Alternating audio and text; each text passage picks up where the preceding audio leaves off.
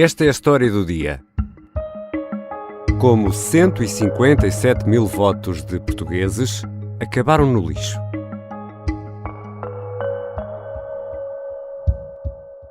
Será obrigatório incluir qualquer documento de identificação, uma fotocópia desse documento de identificação, a acompanhar o voto. Portanto, o voto postal são 2 envelopes. João Tiago Machado, o porta-voz da Comissão Nacional de Eleições. E já vamos perceber a importância da cópia do cartão de cidadão para toda esta história. As eleições do Círculo da Europa vão ser repetidas presencialmente a 12 e 13 de março e o voto por correspondência pode chegar até dia 23. O primeiro-ministro, António Costa, pediu desculpa aos 157 mil eleitores que viram o voto anulado. Obviamente é necessário dar uma palavra de desculpas às pessoas que votaram de boa fé neste processo eleitoral, pela forma como tudo decorreu. Como chegamos a este ponto? O que foi combinado pelos partidos? Esta é a história do dia. De segunda a sexta, um tema diferente, tratado com tempo. Hoje vou conversar com o editor adjunto de política do Observador, Miguel Santos Carrapatoso, sobre este caso dos votos dos imigrantes que acabaram no lixo.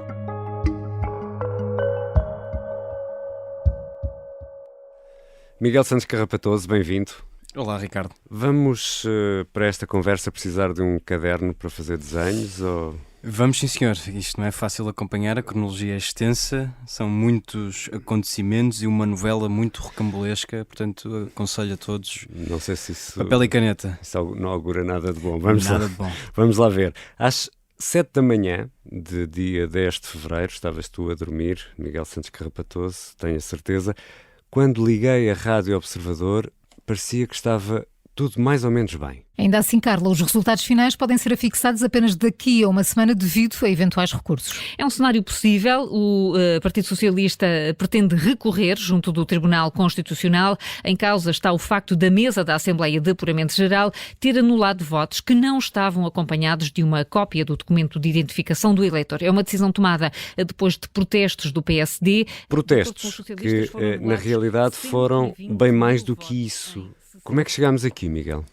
Chegamos, de facto, porque há várias interpretações da lei, havia um acordo de cavalheiros que foi rasgado, há partidos que tinham um entendimento de que os votos deviam ser contados, o PSD em particular achava que não, o Tribunal Constitucional deu razão ao PSD e chegamos aqui. E estamos aqui a falar de um pormenor que tem a ver com uma fotocópia. Explica-nos lá o que fotocópia é esta. Por lei, e isto pode parecer estranho às pessoas, mas por lei os votos dos círculos da imigração, portanto fora da Europa e da Europa, têm de vir acompanhados por uma cópia do bilhete de identidade ou do cartão de cidadão, como forma de evitar fraudes. Dentro do envelope do voto, por correspondência. Há 2 envelopes. No envelope exterior terá a cópia do documento de identificação e que contém lá dentro outro envelope onde tem apenas e só o boletim de voto. Nunca ninguém sabe em quem é que a pessoa votou, mas é importante que esse documento de identificação venha junto do outro envelope para haver um duplo controle, de facto, se essa pessoa quer ou não votar, porque os envelopes, isto é importante dizer, são enviados para as moradas registadas dessas pessoas. E o tal acordo de cavalheiros previa que se prescindisse da tal fotocópia, é isso? Sim, porque esta situação está identificada há muito. Houve uma primeira reunião a 18 de janeiro, portanto, ainda antes das eleições legislativas, onde os partidos fizeram um acordo informal para que esta situação fosse resolvida, embora seja claro na lei que seria sempre ilegal. Portanto, seria sempre um acordo, como o Tribunal Constitucional veio mais tarde a dizer, que violava a lei eleitoral. E os partidos sabiam isso. E os partidos sabiam isso. O que sabiam também é que se ninguém lavrasse um protesto, a situação passaria e os votos seriam, de facto, contados. Portanto, nessa reunião isso ficou combinado. Nessa reunião ficou combinado. Nós, Observador, tivemos acesso à ata dessa reunião, onde os partidos que participaram, que se fizeram representar... Não foram todos, não? Não foram todos. aqui para a nossa história, importa dizer que Bloco, PS e PSD estiveram presentes nessa reunião e os três, além de outros partidos mais pequenos, concordaram que, desta vez, para resolver uma situação já muito identificada, esses votos que não tivessem o documento de identificação acoplado deviam contar. Mas espera aí, falaste aí no PSD, que foi um dos partidos que agora levantaram problemas. Num primeiro momento concordou, é isso? É verdade, concordou. O que acontece é que há uma segunda reunião, desta vez a 4 de fevereiro. Há duas reuniões. Há duas reuniões. E nessa reunião, a 4 de fevereiro, aí sim com todos os partidos e elementos da Comissão Nacional de Eleições que não estavam na primeira reunião, portanto, mais uma vez, a 4 de fevereiro, o PSD diz: nós consultamos os nossos serviços jurídicos internos e chegamos à conclusão que contar esses votos será manifestamente ilegal. A lei, como está, pode ser aperfeiçoada, mas a lei não pode permitir situações dessas. E, portanto, olha, deu nisto. E, portanto, a nossa queixa-crime também ainda faz mais sentido. E é importante só uma ressalva, porque estes votos não são contados ao mesmo tempo que são contados os votos do continente e das ilhas. As eleições foram a 30 de janeiro, os votos foram contados nessa data. Os votos dos círculos da imigração são contados depois. Portanto, esta reunião acontece depois das legislativas, mas ainda antes dos votos serem contados. São contados a 8 e 9 de fevereiro. Exatamente. Mas, com tudo isso, quando se avança para a contagem dos votos, já há noção que há esse desconforto, não sei se lhe vou chamar algo de mais... Já há noção exata de que o PSD não aceitaria aqueles votos se eles viessem sem cópia do documento de identificação, sem cópia de bilhete de identidade ou cartão de cidadão. Então o que é que acontece nessas noites? Nessas noites, os representantes dos partidos, dos demais partidos presentes nessas mesas, ignoraram olimpicamente os protestos do PSD. E o PSD fez vários protestos assim que percebeu que os votos estavam a ser contados. Fez um primeiro protesto dizendo que eles não podiam ser contados e esse protesto foi ignorado. Fez um segundo pedido para que a contabilização dos votos fosse suspensa até haver um entendimento entre as partes, e fez ainda um terceiro protesto onde pedia que, pelo menos, como manda a lei, esses votos fossem separados demais.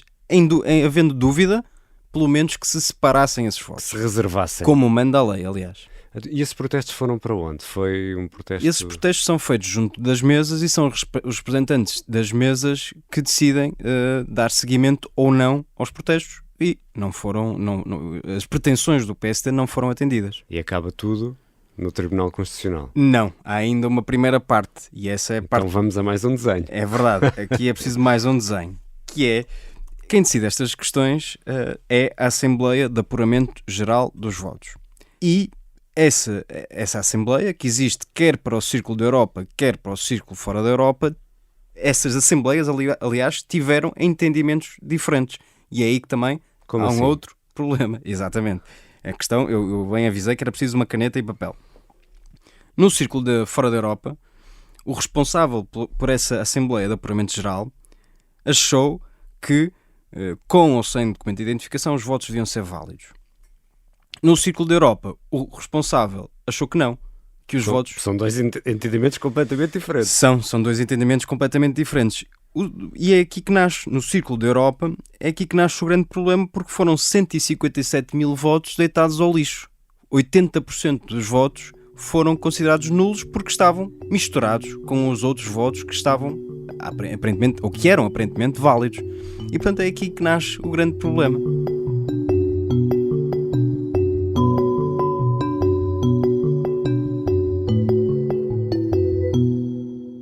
E no meio disso tudo, Miguel Santos Carrapatoso, quem é que acaba por bater à porta do Palácio Raton, do Tribunal Constitucional?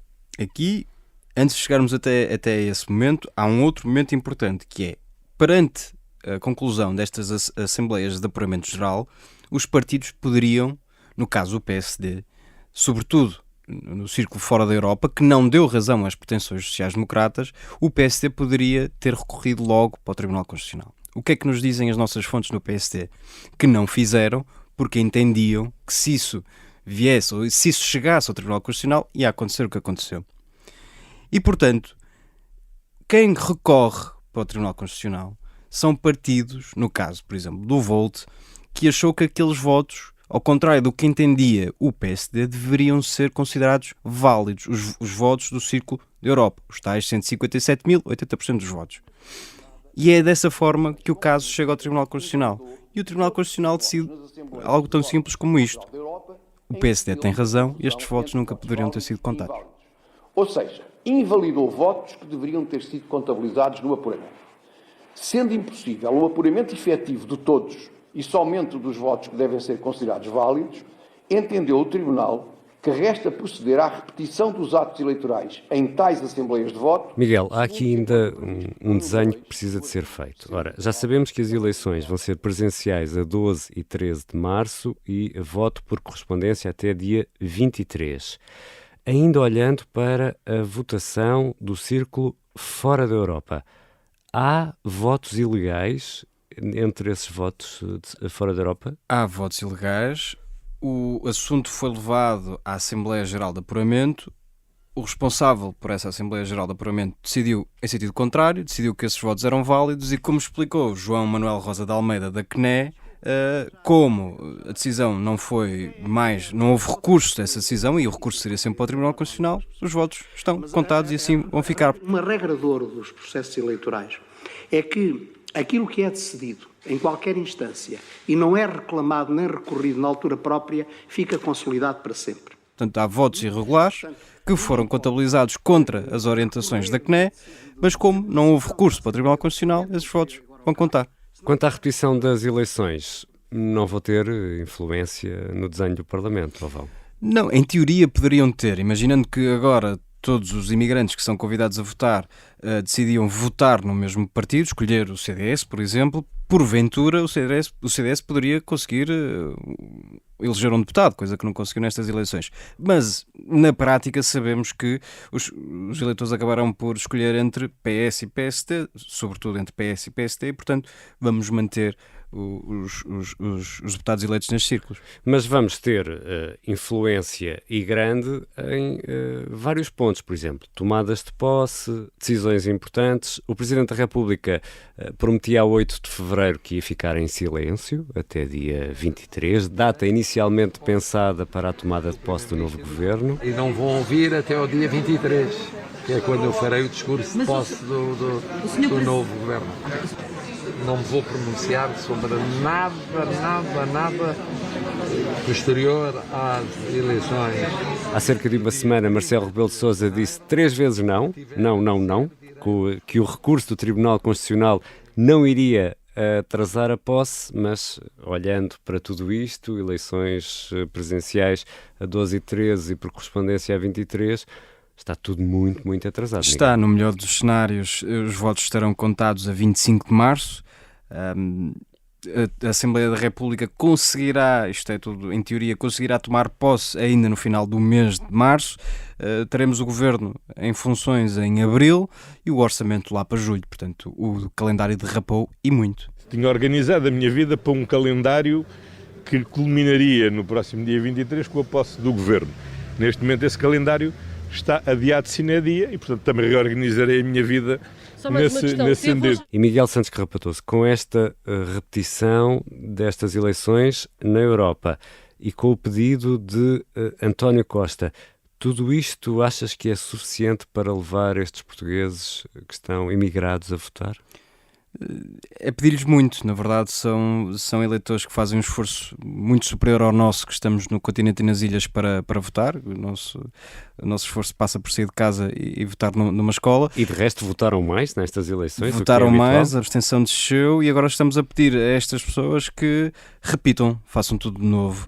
Portanto, que recebam o boletim, que escrevam ou ponham a cruzinha, que enviem cópia do documento de identificação, ou aqueles que consigam deslocar-se, e que nem sempre é fácil, estamos a falar, em muitos casos são centenas de quilómetros entre os sítios onde as pessoas estão e a Assembleia de Voto, e portanto O que é expectável é que a abstenção vá disparar e é infeliz que assim seja.